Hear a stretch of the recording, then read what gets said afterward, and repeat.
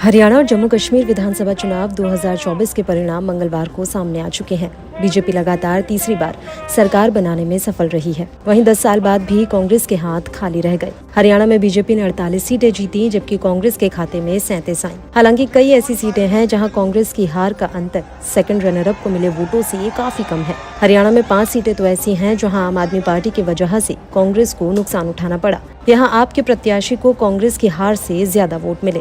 5 सीटों पर जहां आपने समीकरण बदले, उनमें सबसे पहली सीट है उचाना कला विधानसभा सीट की।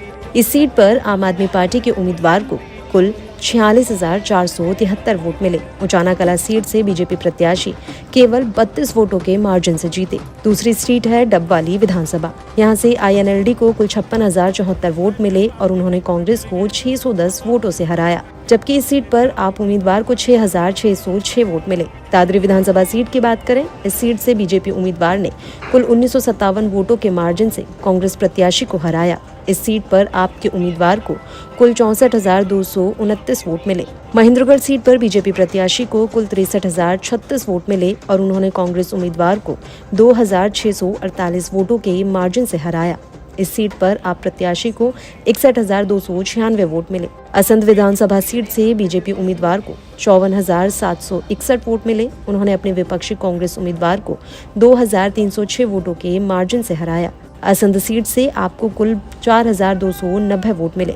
विशेषज्ञ इस बात की ओर इशारा कर रहे हैं कि कैसे रावलैंड ने भारतीय जनता पार्टी को वोट दिया, जबकि जाट, जिन्हें कांग्रेस का मुख्य वोट बैंक माना जाता है, उन्होंने जाट समुदाय से विधायक चुने, जो अनिवार्य रूप से कांग्रेस तक सीमित नहीं थे। इससे बीजेपी की सीटों की संख्या में उछाल आया और कांग्रेस अपने मुख्य निर्वाचन क्षेत्र से अधिकतम लाभ नहीं उठा पाई।